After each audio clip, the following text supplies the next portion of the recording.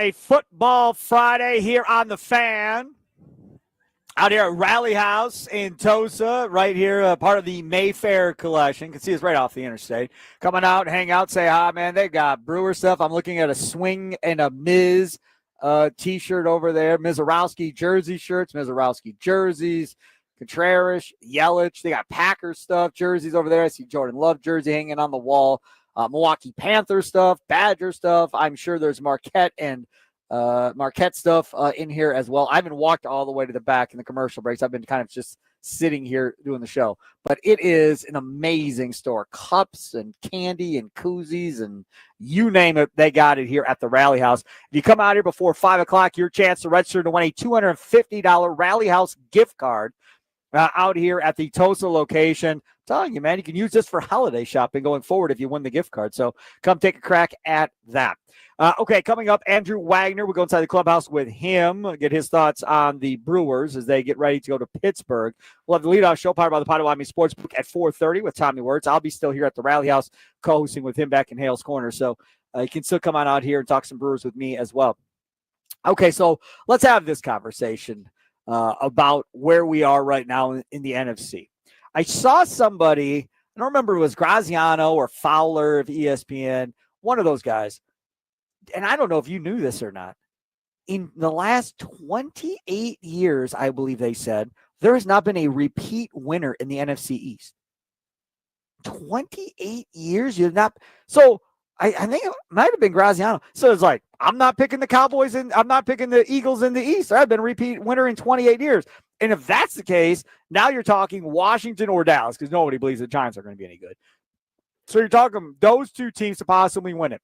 You watched that game last night. First of all, the spitting incident that went off at the beginning of that game. I was having dinner. I was out eating dinner with the family, and because we had baseball practice, so we got to dinner late. And my buddy called me up. He's like, "Did you see that? I can't believe that happened." I'm like, "Dude, I'm not watching. I'm at a restaurant. What happened?" So he tells me what happened. Okay. So then I go on Twitter to see it. And originally on Twitter, all you saw was Carter spitting at Dak Prescott for the Eagles. And I go, what? And I quote tweeted, I was like, man, what would lead to this? So then later in the game, comes another video where you see Dak Prescott behind two offensive linemen, it looked like, and talking to Carter. And all of a sudden, he spits. Now, it didn't hit him, didn't hit Carter, nothing like that. It fell far short. But he spit nonetheless over two offensive linemen in the direction of Carter.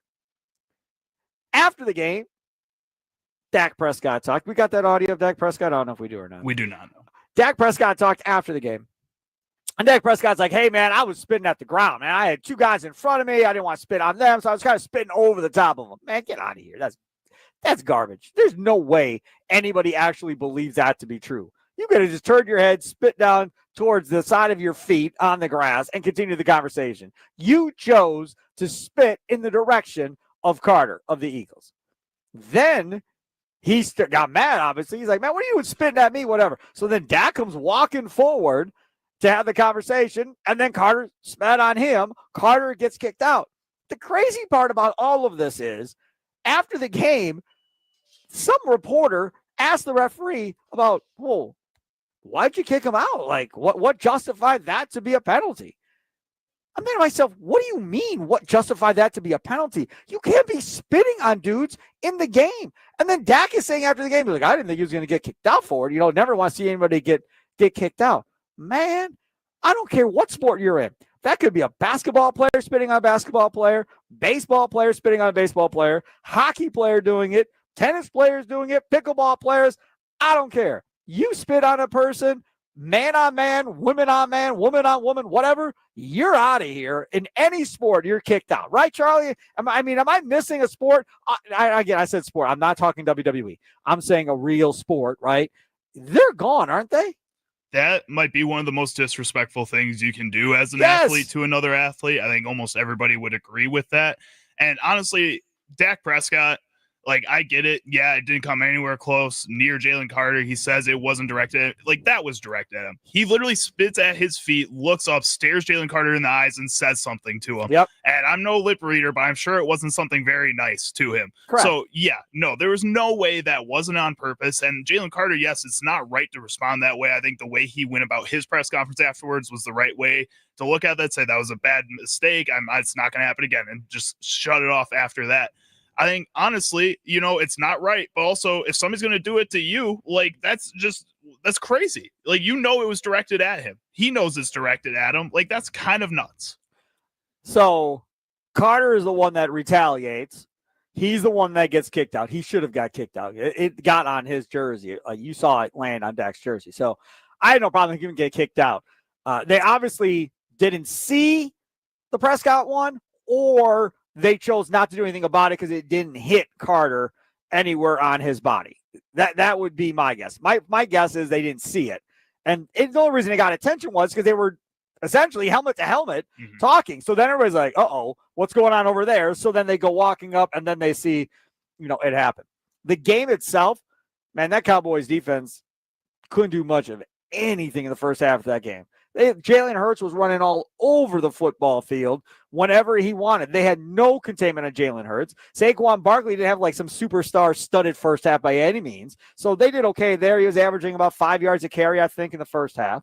But it was the Jalen Hurts running show. It wasn't the Jalen Hurts throwing the football. A.J. Brown, I don't think, had a target till the fourth quarter of that football game. That's insane, Charlie. It is, but also I think this is what you expect out of this Eagles offense, is that it's kind of like the Brewers in that sense, where if one person isn't picking up the slack, you're going to find somebody else in that group to pick up that slack. And Jalen Hurts is that kind of dual threat quarterback that I think people forget is a dual threat quarterback sometimes, because he just doesn't run as freely as I think a lot of people expect him to, or expect that type of quarterback to do. And when you have games like this is the type of stuff that I think, not necessarily the running, but the type of taking over when you need to, that you want to see from a Jordan Love moving forward this season. And why I keep harping on that, it's not about moving or running the ball if you have to. It's about making smart plays in those moments when you are called upon, and that's what Jalen Hurts does best. The other part about this, too, when we talk about that offense and how it's being run and what they're going to do going forward this year, I think everybody realizes that it's going to be the Saquon Barkley show. So everybody's going to come up, try and play Saquon, and then see what happens. But there's not a justification in the world to me how A.J. Brown is ignored for that long in the game. At some point, Jalen Hurts in the huddle has got to be, all right, dude, we're getting you the ball this play. I want you to run this route. But that ain't what they called. I don't care. You're going to run a quick slant. We're going to get you the ball and get you involved. You cannot allow your star receiver to not have a ball thrown their way for 3/4 of a football game. That's unacceptable from Sirianni's standpoint as a head coach, play caller standpoint, from the quarterback standpoint. Hurts has to know something.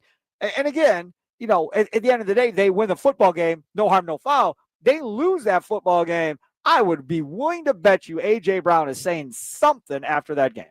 Probably, but I think there was moments where he said something last year too when they had situations like this, and then they win and won a Super Bowl.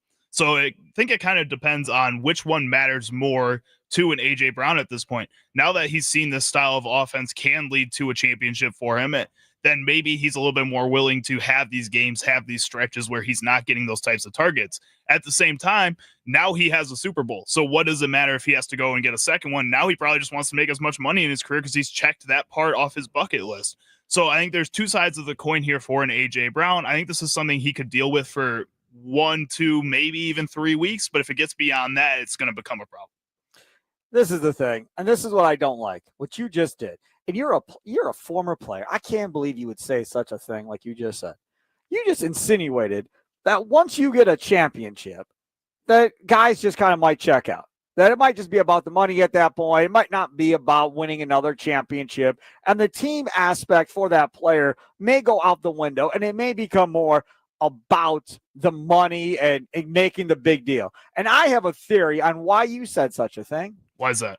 Because I've always said wide receivers are divas, first guys. And if this was an offensive lineman we're talking about, you never would have made such a statement If that was a left tackle we were just talking about, for whatever the reason, you never would have said that statement about a left tackle. I don't know. I think I do. At the NFL level, I think most of these guys, again, not everybody's going to be a Hall of Famer. And I think a lot of people accept that once they become NFL football players, that they've reached this kind of pinnacle of their career, which is just playing at that NFL level, and that anything after that is kind of a nice add-on to it. And I think winning a Super Bowl is, I guess, in my mind, as equivalent as getting the extra credit there after making it to the NFL, and you went and got the extra credit. I don't really know if there's too much extra credit beyond that besides making yourself comfortable later on in your life. And I think that there are probably some offensive linemen. There probably are a few wide receivers, tight ends, every position that, yes, are going to go out there and play 100% all the time, no matter what, even after they've won that Super Bowl. But I think that's when they all of a sudden have this new extra credit of being a Hall of Famer. If you're kind of in that middle ground where you've got the Super Bowl, but you know that's not going to be the case where you're going to be a Hall of Famer, man, I mean, go and just make money for the rest of your career, no matter what position. Yeah, it's a football Friday out here at Rally House in Tosa. Mayfair Collection. Come on out, say hi. Plus, not only do you have a chance to win that $250 Rally House gift card, we got some relief pitcher fan T-shirts to give away. We got some of these stress balls with a fan logo on it as well.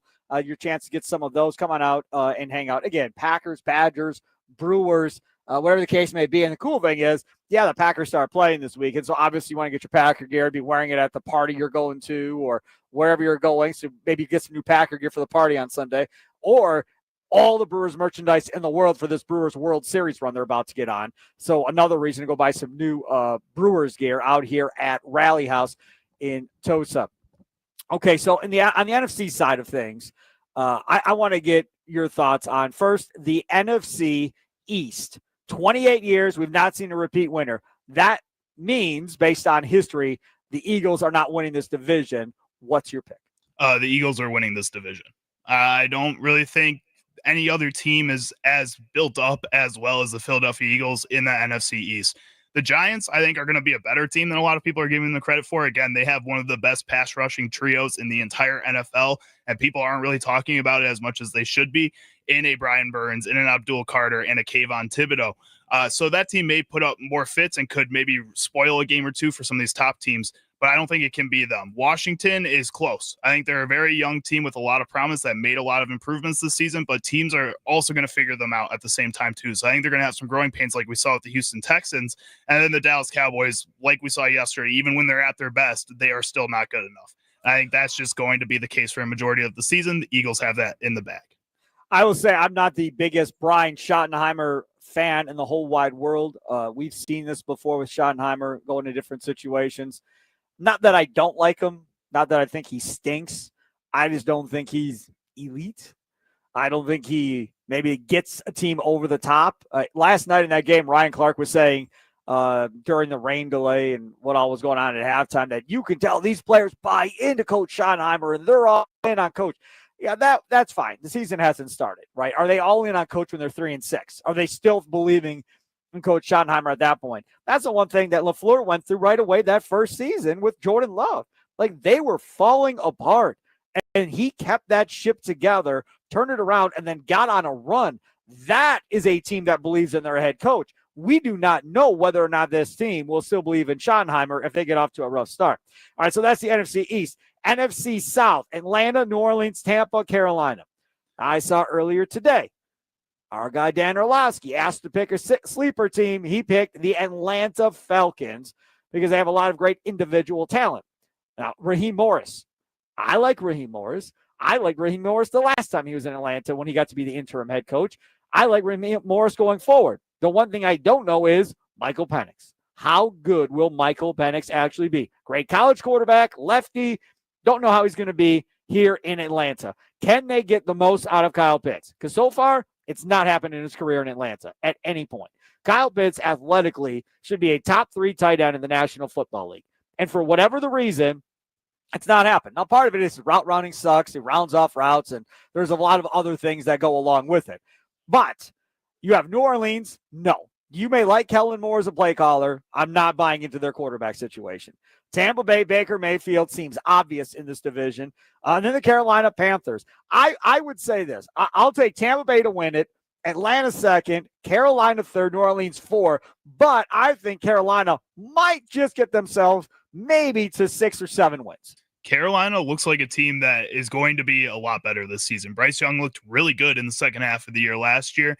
They added help with Tetaroa McMillan in that wide receiver room. Their offensive line is still very young, but is getting better. You're going to see some guys like Ike Ekwonu at that left tackle position hopefully take a next step with that team.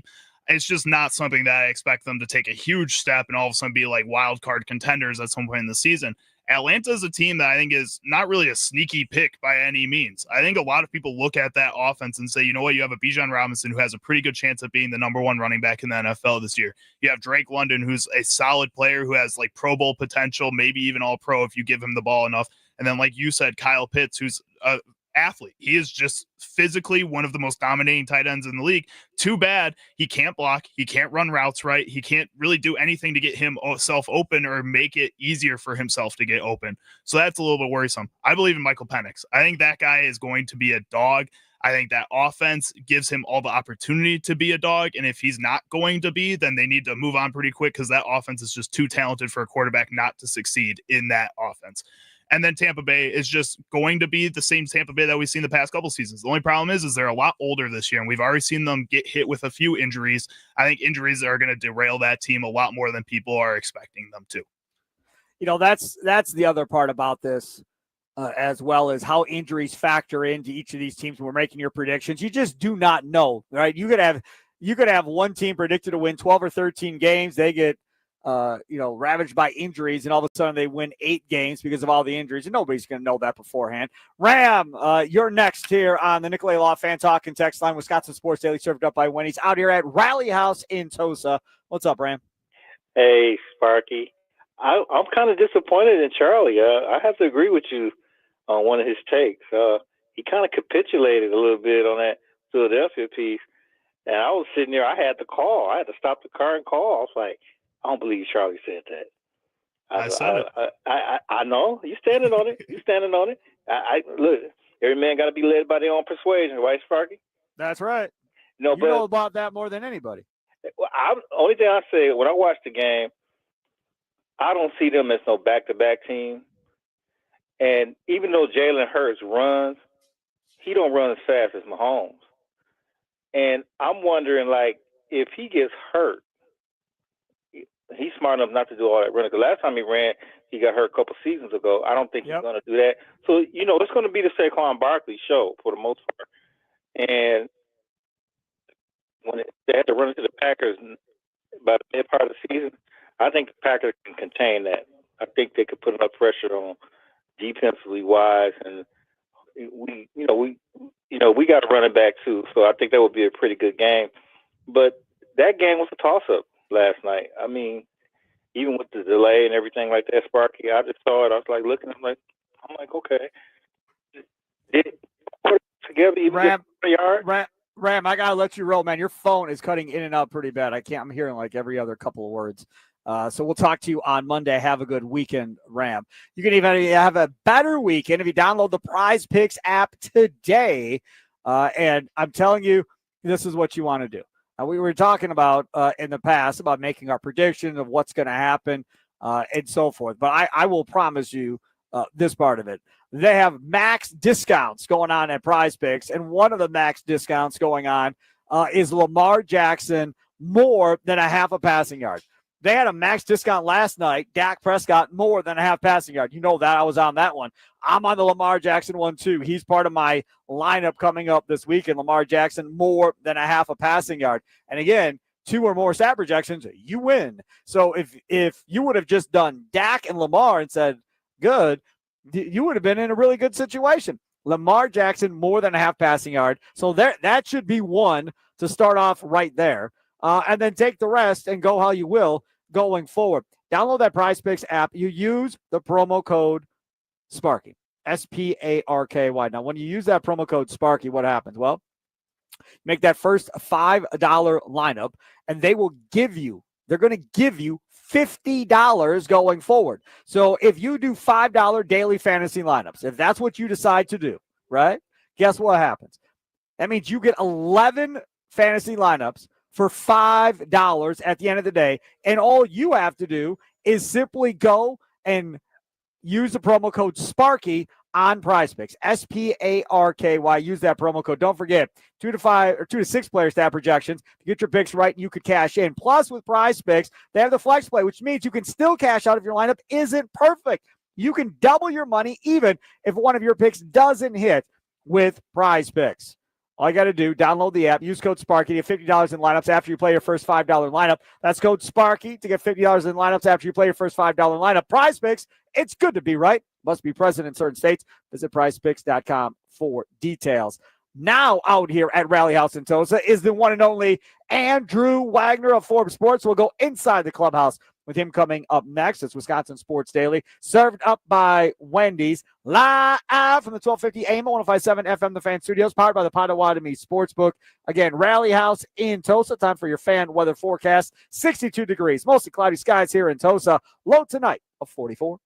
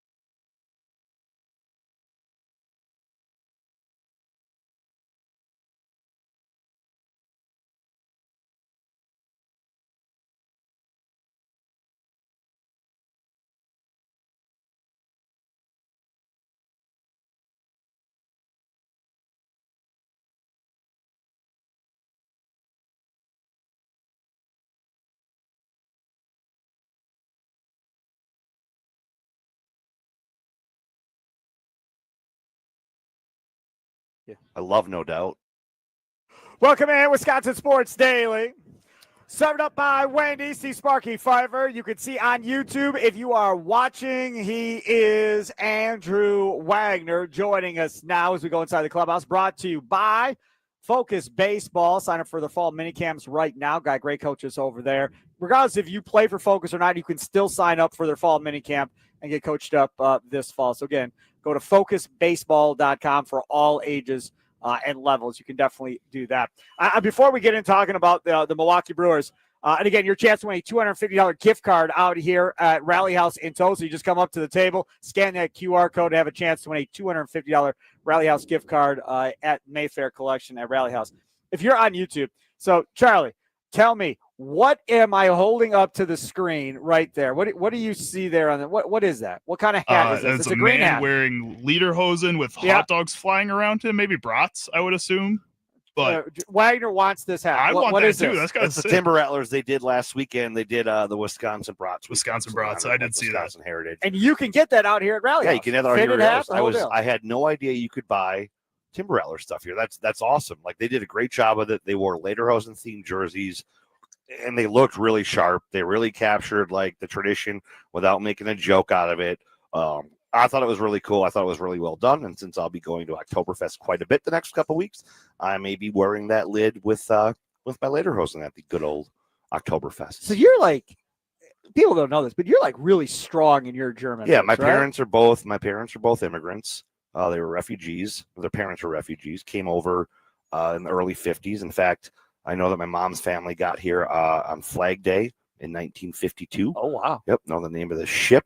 Have the picture of the ship. I've got their citizenship books and paperwork and their tests. It's a big deal. Yeah, it was a really big deal. We were taught to be very proud of our heritage, which is why we were in the dance group. We played the accordion. We were in the band. But we were also, taught that, hey, this is our heritage, but this is our home. Wait. Time out. Yeah. Hold on. We'll get to Brewers. Charlie, I don't know what remote it's going to be, but one of these remotes, I need to see Drew Wagner play an accordion. I think while do we're too. on the air, I need to see Wagner play an accordion. I think we got to have. My dad plays the accordion. My dad played the accordion too. Really? Mhm. So it's an old person thing. I think so. Yeah. Yeah. It's all right. This is the closest I've ever been, by the way, to Sparky. And this is the closest I ever hope to be again to my good friend Steve Sparky. Oh, so funny. Okay, let's talk about this Brewers baseball team. Yeah. Look, you got two really tough series. You get the Blue Jays, you take 2 out of 3. You lose 2 out of 3 to the Philadelphia Phillies. And you're still, 5.5 games up overall in baseball and in the division still against the Chicago Cubs. I think as a Brewers fan, I deem that as a success, even though you lost 2 out of 3 to the Phillies. Yeah, at the end of the day, you're going to look at the total numbers, right? Like in the moment, you're looking at winning series, winning the day, all that stuff. In the grand scheme of things, it matters the final total. And you look at what the Brewers did. Should they have swept the Phillies when they went into Philadelphia a couple months ago? Probably not. They got a little lucky. Sure. So if you would have said that they would have won 2 or 3 at home and lost 2 or 3 there, you would have said, okay, that's right. not bad. At the end of the day, they picked up 1 more than you thought they might have gotten. They win the season series against the Phillies. They have the tiebreaker now. Now they just have to go back to keep stacking up victories. Like this was a really tough stretch, and I hate to keep harping on it, but you play 19 games in 18 days, and we knew the schedule in the second half was going to be tough. We knew it was going to be brutal, especially this stretch. I think they held their own, all things considered, with the injuries, with the depleted bullpen, all that stuff. I think they've held their own, and I don't want to say they're going into coast mode or anything like that, but I think they're taking a little advantage with the cushion they do have as much as they can to try and rest guys, to try and get them 100% healthy, because you sacrifice a game or 2 for a guy here because you want to play for another 6-8 weeks. Yeah. Yeah, the other part about this is, and obviously I've been on my tangent for quite some time about Anthony Siegler and how all that goes, but this came up yesterday with Charlie and I while the game was going on, and you guys were actually at the game, watching the game while we were in the studio. Do you think he would consider, he being Pat Murphy, the idea of playing Monasterio at third base and leaving Joey Ortiz at shortstop and Turang at second base, and then whoever he decides to play at first? Because Monasterio's bat right now is playing and has been it playing. really is. He was hitting over 290, I think, going into the game yesterday. So why not just play Monasterio at third base and let's go? I mean, defensively, I don't know him, Caleb Durbin, who's better one way or the other. I don't believe he's worse than Siegler at third base. So I would think I would be willing to gamble and roll the dice and see what Monasterio looks like at third base over playing Siegler at this point. I know he's not a lefty, and that's the whole big deal with Siegler and why he's on this stupid team. But I'd rather see Monasterio out there than Siegler. Hell, I'd let Monasterio try to bat left-handed at this point, Charlie, regardless of what the outcome is over watching Anthony Siegler. We haven't seen him. I don't really blame you watching Anthony Siegler. Like, it's not fun to watch an Anthony Siegler out there, and it's fun to watch Andrew Monasterio. And it honestly, last year when Andrew Monasterio got limited play, pinch hit moments, he was fun to watch then too. I think this is kind of who he is, and he fits that vibe of this baseball team right now. And that's what you want out there. Anthony Siegler doesn't, and I think Pat Murphy, for some reason, thinks he can at some point, and is just going to keep pushing that until it just falls apart. I mean, there's a lot of different ways they could go right now. They've got a lot of options, right? You could consider maybe moving Ortiz back to short, or to third base and playing Monasterio at short. I don't know. I really think that, and we talked about this yesterday in the leadoff show, there was a really long meeting in Murph's office before we went in to talk to him. In fact, we were delayed for almost 30 minutes. And that normally doesn't happen, right? No. And they're hashing out. They're going to have to make a bevy of roster moves over the next couple of weeks. They're trying to long-term plan pitcher health, availability, playoff scenarios, all this kind of stuff. They have really tough decisions to make. They have a lot of good pieces that they can mix and match. It's just a matter of getting everybody to fit in a way that gives you the best result on the field. Before I ask this question, I'm going to preface it by saying I know this sounds really stupid. Is Andrew Vaughn a lock to be on this playoff roster? It's not a stupid question. I mean, it's that's probably one of the biggest questions is how are you going to make it work with Jake Bauers, Andrew Vaughn, and Rhys Hoskins? You can't carry 3 first basemen. And it looks like, the ideal situation would be, the easy situation, would be DFA Bauers, but he does provide value being able to fill in the outfield if needed. He's hitting like $150. Yeah. So it's that seems like the logical solution, the obvious solution, but I don't know if they're ready to pull that trigger yet. I think that's part of the reason that we haven't seen Hoskins back up here. You imagine you do giveaways, you give the guy a nickname, all of this, and same with Mizorowski, and all of that. And now by the time we get to playoff rosters, one may not even be on the playoff roster, and the other one probably is coming out of the bullpen throughout and isn't going to be a starter like everybody was assuming when he got off to that red hot start. How things change in a month and a half? Yeah, is he? The thing is, though, is he coming back down to earth, or is he playing to the average that you would have expected? He's playing more like he was prior to getting here. I think he's better. I think he's better than he was with the White Sox still. I mean, he's still producing at the plate. He's still having good at-bats. He's just not showing the same amount of power that he did. And I think part of that is pitchers are adjusting to him. They've got a little bit more of a book. Yeah. But I think he's still playing well and holding his own in that lineup. It's just not as powerful and not as damaging as we saw early on. And I wonder if some of that is our perspective is jaded because he came on so strong, so fast, so unexpectedly. Did the expectations get raised a little bit too high? Talking with Andrew Wagner, Brewers writer for Forbes. We go inside the clubhouse like we do every Tuesday and Friday here on Wisconsin Sports Daily, served up by Wendy C. Sparky Fifer with you out here at Rally House in Tosa. Mayfair Collection right here on our table. Your chance to register to win a $250 gift card. All you got to do is scan the QR code to register to win. And then I'm guessing we were talking off the air. I think on Monday we'll find out who wins it. So again, come on out here till 5 o'clock at Rally House with Mayfair Collection. Your chance to win a $250 gift card to Rally House. All you got to do is scan the QR code here on the table for a chance to win that very big gift card to Rally House. All right, let's talk more about this Brewers team and where we're at right now. So we were talking about this earlier about football. As far as Brian Schottenheimer goes and the job he has with the Cowboys and how at halftime Brian Clark's like, they're really buying into him and so forth. I said, okay, well, it's week 1, right? Everybody buys in the coach in week 1. Who cares? Last year, 2 years ago, Matt LaFleur has a super young team. They don't know what they're doing. And it looks like it's imploding from the inside. They didn't fracture. They didn't break. They turn around and they go, right? And that's credit to Matt LaFleur. Pat Murphy's got a little bit of a tough gig going on here right now, too, because you're not playing as well as you were, and at the same time, you're trying to get to the postseason as healthy as possible. And what happens today? Nick Mears now goes on the IL. You've lost Trevor McGill to the IL. You're just desperately wanting the playoffs to start so you don't lose anybody else, and at the same time, trying to keep the confidence of this team up as guys are falling left and right around you. Yeah, it's tough. I mean, you're battling a ton of things this time of year, and it's different when you're just battling getting to the playoffs, right? You have to play full strength every single night just to get in. And the Brewers have not gotten in yet. And at the same time, when you know you're going to go, but haven't gotten there yet, and when you get there, you're expecting to go far, that is, I can't imagine the decisions they got to make. And I'm not trying to carry water. Like I'm trying to wrap my head around the stuff that Arnold and Klein and Murph and everyone have to go through to figure this out. Like today, Christian Yelich is in the starting lineup again today. And I'm not entirely surprised by that. I mean, the one thing they do have going for them is they've got their outfield depth back, and they can DH him, and by sitting Yelich, you can give Contreras some extra time off of his feet and just go up there and swing the bat because he doesn't want to come out of the lineup at all. If they do bring Hoskins back, you can, slide him in that DH spot. So I like the fact that they're giving Yelich some extra time. I don't think it's anything to be concerned about. I really think it's just a matter of, hey, we have the ability to do this. Let's just do this now so the back does not actually become a thing at the end of September or middle of October.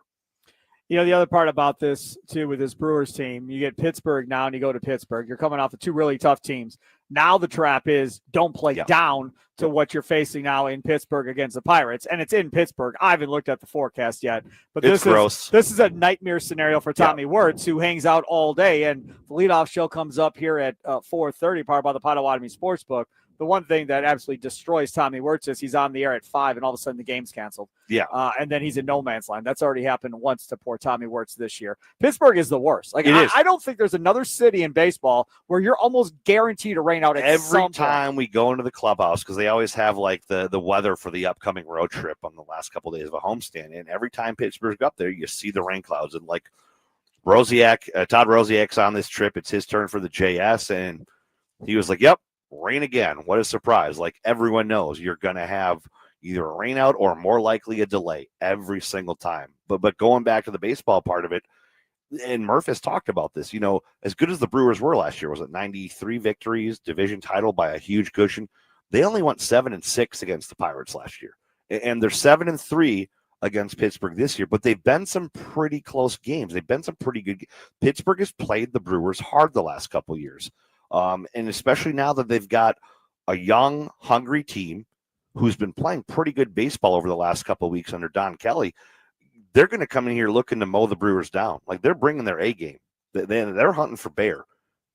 You're right. This is a very easy trap series. Yeah, they got to come out, do their thing, win 2 of 3, and get out of there with a series win. Because now it's just win 2 out of 3 every series. You don't got to sweep. Yep. You don't got to win 14 in a row. You got to win 10 in a row.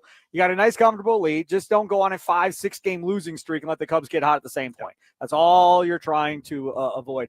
Mr. Wagner, you're not in Pittsburgh, so what are the big plans for the weekend? I'm going to go home. I'm going to research the pregame notes. I'm going to prepare for the leadoff show. Nice. Starting at 4:30. I'll be on at 5:15 with the maestro Tommy Wirtz.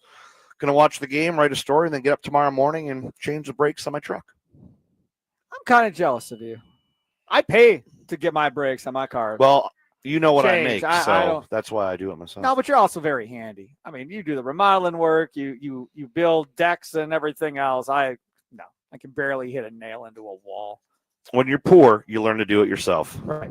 Exactly right. Yeah, I understand that. There he is, Mr. Andrew Wagner. Always smiling, always happy. Forbes Sports, go inside the clubhouse each and every Tuesday and Friday. Brought to you by Focus Baseball. Sign for the fall minicamps today at focusbaseball.com.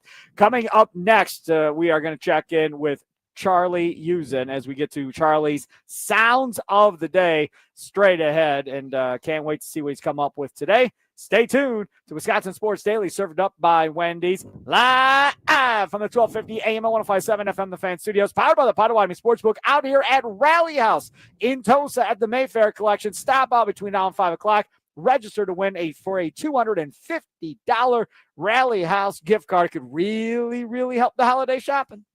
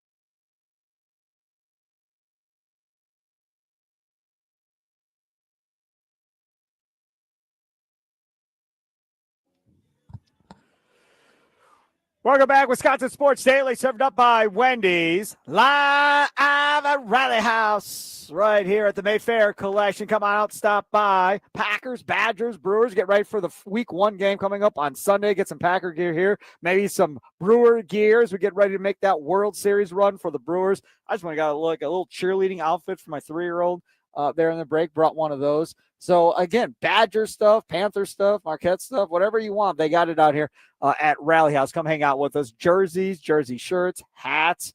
I'm looking at that's candy right there. So, again, everything you could possibly want they have at Rally House out here at the Mayfair Collection. Before we get to Charlie's Sounds of the Day, and we will do that, I want to remind you, Potawatomi Sportsbook has those shuttles to and from every Brewers home game. All you have to do is get on the shuttle at the Potawatomi Sportsbook, make a same-day wager, or to make a purchase at the Potawatomi Sportsbook kitchen as well. And if you do that, you get yourself on the shuttle 1 hour before the game to 1 hour after the game, right? So you go over there, maybe get yourself a beer, get yourself a beverage, maybe get yourself some lunch or dinner before you head on over to the game, and you are feeling good about things. So now you're on that free shuttle. Your car is parked for free in the parking garage as well, the Potawatomi Hotel Casino. Go to the game and come back afterwards, cash in maybe that winning Brewers ticket if you bet the Brewers to win, and maybe, play some more in the Potawatomi Sportsbook, maybe go on the floor, play some craps, some blackjack, some roulette. I love roulette. I know the odds aren't great, but I love playing roulette. Time now for Charlie's Sounds of the Day. What sound clips will Chicago Charlie pick today for Sparky? Will Sparky become enraged? Will laughter ensue? It's time for Charlie's Sound of the Day. It's Wisconsin Sports Daily, served up by Wendy's on the Fan. All right, time now for Charlie's Sounds of the Day, brought to you by Prize Picks. I'll make sure download that Prize Picks app. Use promo code Sparky. That first $5 lineup that you put in on our daily fantasy lineups will get you another $50 for Prize Picks. So again, use promo code Sparky when you put in your promo code Sparky when you download the Prize Picks app. Charlie Usen, my friend. It is Friday. I'm out at Rally House. You're not. I'm sorry. I apologize. We'll work on getting this fixed in 2026, and we hire more people, hopefully. What say you today for our 3 clips? I don't think I'm going to make you mad at all. The first 2 clips, I wanted to continue a couple conversations that we started yesterday. The first one is Dan Orlovsky, who was on Pat McAfee today. He was discussing the Packers and Matt LaFleur being more aggressive on offense this season.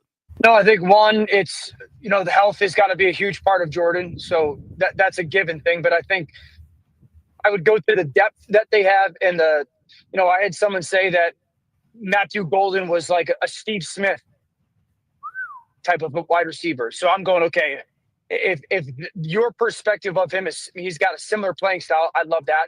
I still think like Reed is a really good player to me. I just think they've got 5 really good wide receivers. I think they got 2 really good tight ends. I think their offensive line is going to continue to be one of the better offensive lines. So like all the things that a quarterback needs to have to play well, supporting cast he has. LaFleur's play calling and scheme is fantastic. And I think the addition of Micah will make LaFleur even more aggressive throwing the football.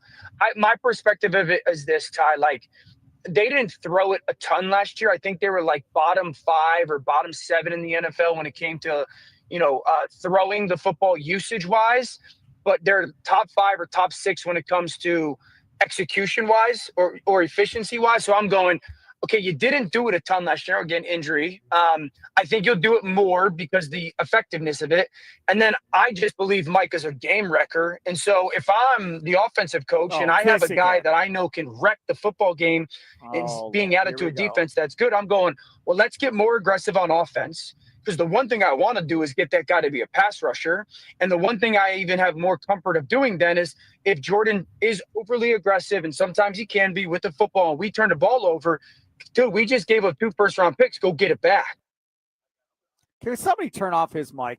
like, just take his phone away from him. Don't let him do any more shows talking about the Packers. I beg of you. I love Orlovsky. I was said going to say, before. last year you were so happy every time he talked about the Packers. No. You were down for everything he had to say. The reckless nature of his comments, trying to get this offense all of a sudden, be winging it all over like Patrick Mahomes.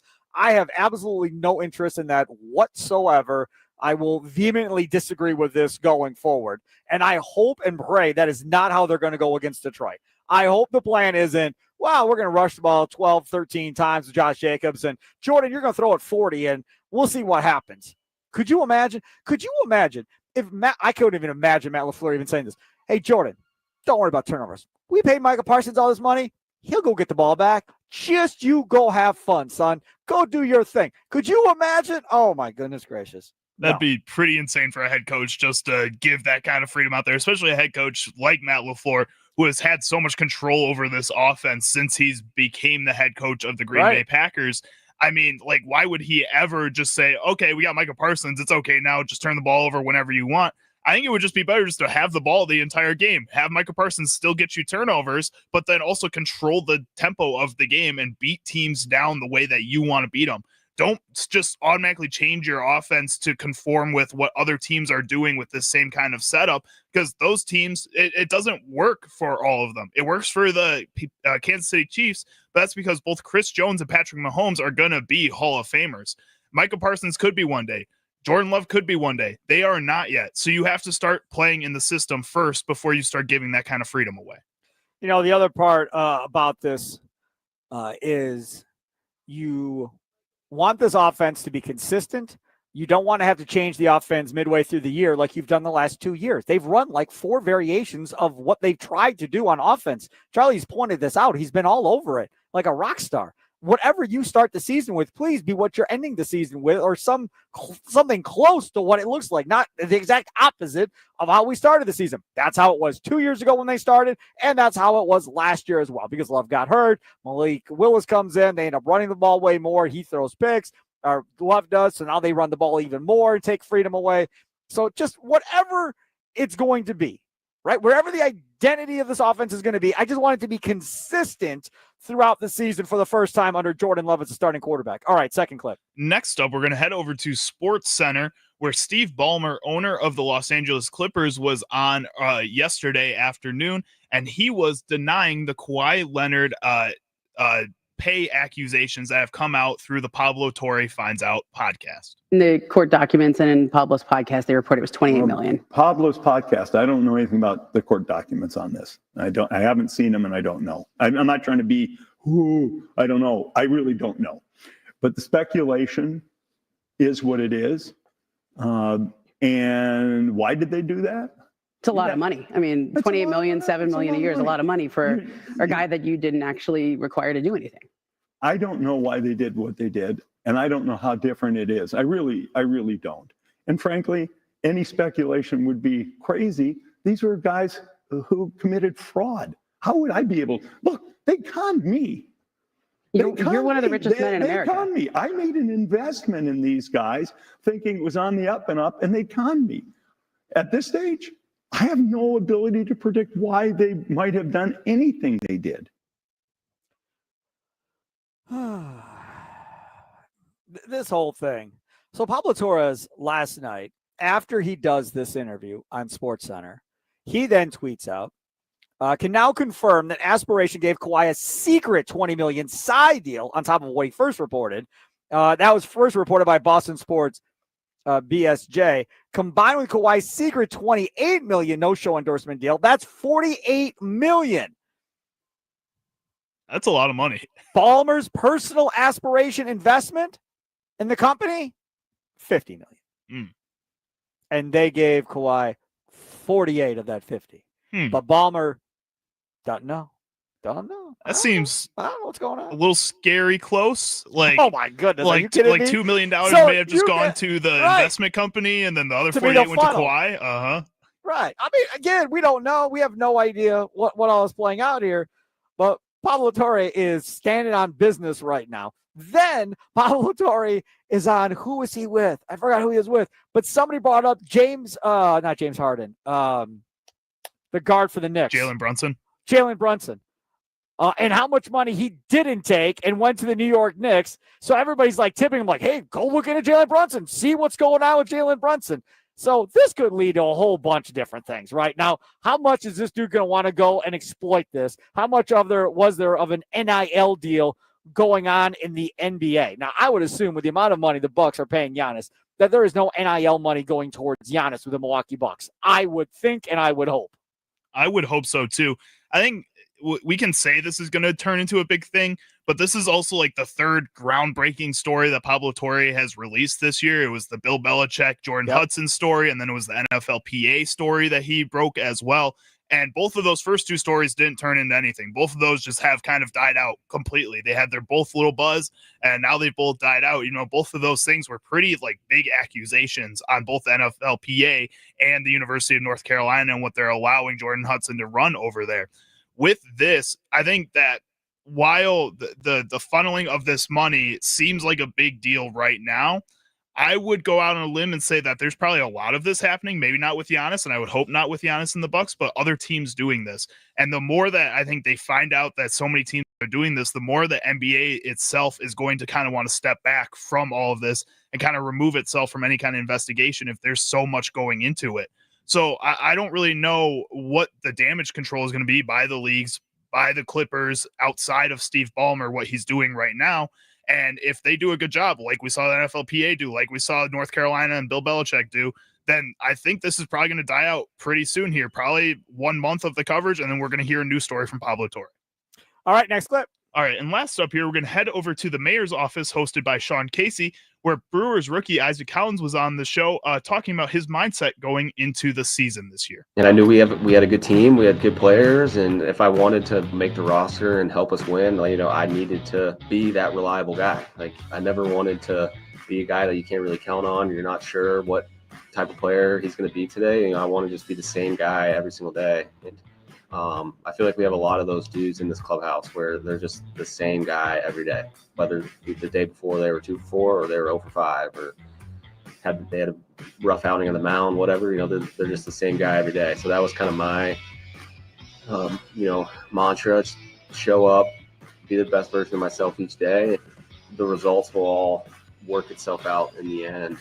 When you go into the day or into the game, chasing results, like wanting to get 2 hits a night or whatever it is, like it doesn't come. It doesn't work like that at this level. I mean, to answer your question, no, I did not really expect for me to be in this situation, but I mean, I also knew that we were a good team. So the fact that we're in first place doesn't necessarily surprise me. Yeah, it's been a crazy year.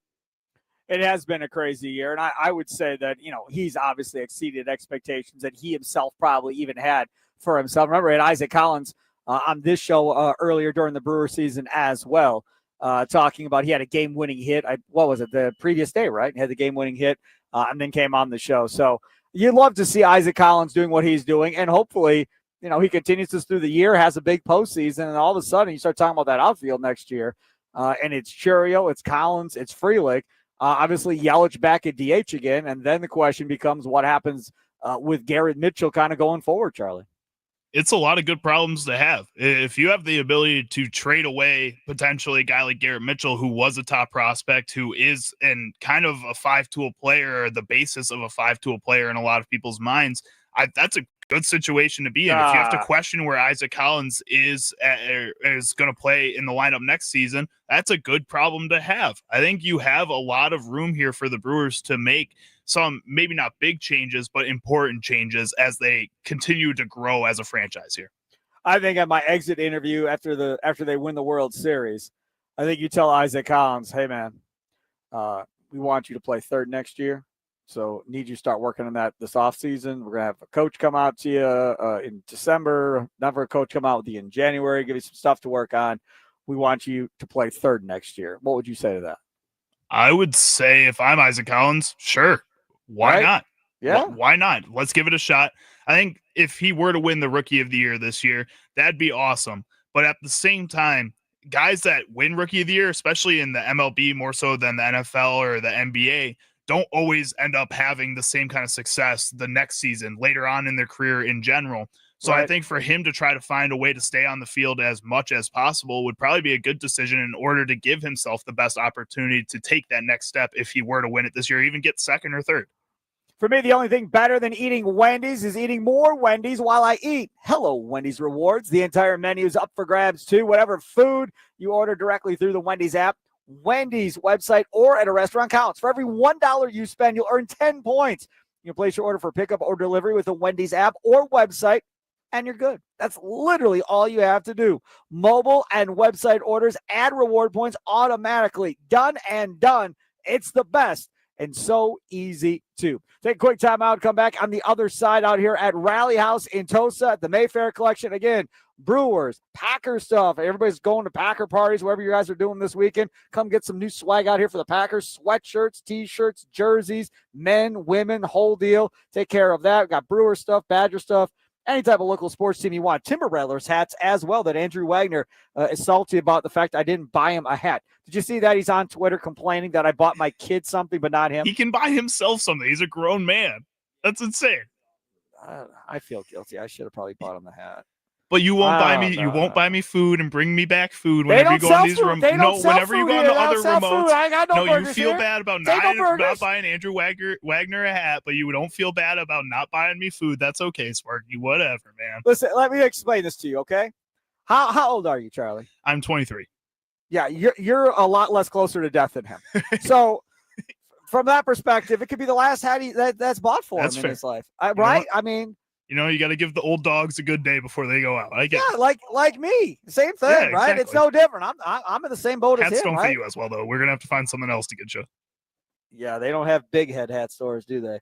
They got like tall and large, big and large, but nothing really for guys with big heads. That's unfortunate. Green and Gold update is coming up next. Wisconsin Sports Daily, served up by Wendy's, live from the 1250 AM at 105.7 FM, the Fan Studios, powered by the Potawatomi Sportsbook. Again, out here at Rally House in Tosa, Mayfair Collection. Your chance to register to win a $250 Rally House gift card, but only out here till 5 o'clock. Come say hi.